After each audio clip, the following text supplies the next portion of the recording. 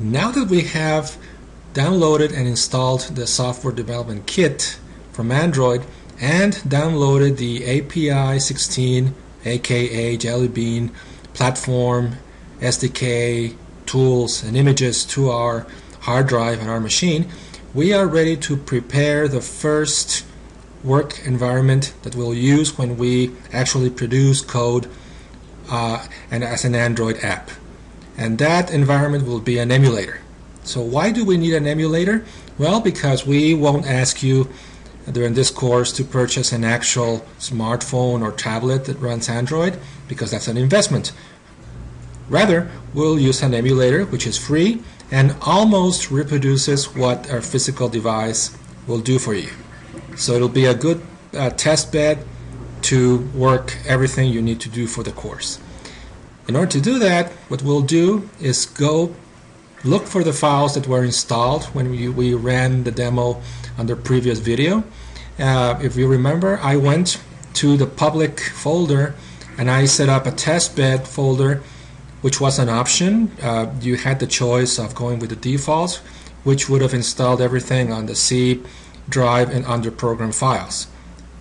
In any case, we will call the folder where everything was installed the Android Home, which is a direct analogy to the Java Home folder that we always configure when we install and run the Java Developers Kit. So this is Android Home for me, and Android Home contains a number of things. I want to point out to you for this demo the samples folder. This is an excellent place for you to look for sample code that you are more than welcome to copy, paste, and reuse in your own projects. These are all full-fledged projects that you can execute and use, and they're all configured and ready-made to run with Android Jelly Bean. As we move along the rest of the course, we'll look at some of the other folders on the Android Home, but for now I want to concentrate on the AVD Manager. The AVD Manager is what allows us to create, maintain, configure, and delete virtual devices. So AVD stands for Android Virtual Device. You can run it by double-clicking on the program, or you can run it from within the SDK Manager. In any case, this is what you'll see the first time you run it. There's no AVDs available. All you have to do is create a new one, give it a name. So let's say for our demo, Virtual Device Jelly Bean.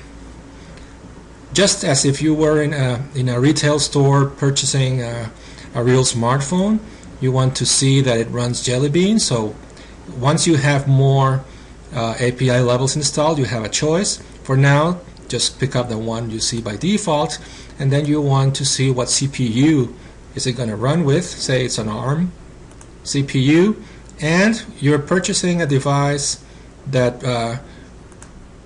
has 32 megabytes of memory on the SD card.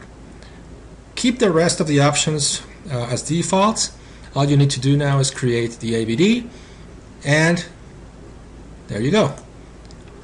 This AVD is now available through its name, VD Jelly Bean in this case. If you want to make changes to it, you can click on it, go edit, and change any of the parameters. Say you didn't like the name, so I'll go Jelly Bean Virtual Device, or whatever you want. You can also change the CPU, play with the SD card parameters at will. If you have too many of them, you can always delete them. So say we don't want the first one, we can delete it. And you can refresh the list all you want. Remember, every time that you download a new API level, you will have more options here to create new devices. Right now the devices are nothing short of useless because we have not programmed anything at all, but what we can do is click on one of them and click on Start, and this is something I want to outline and point out to you that launching the device may take a little while, so be patient. These emulators do take a lot of RAM, and they do take a while to start. So after a few minutes, you'll start noticing that the smartphone, the virtual smartphone, is coming to life, and it looks just like the screen on any real smartphone would look like. Of course, this is a smartphone emulator. There are other images that you can download from the Android website that emulate tablets, but for now let's just keep it simple and do the default one. To see all your apps, touch the circle. So here we go.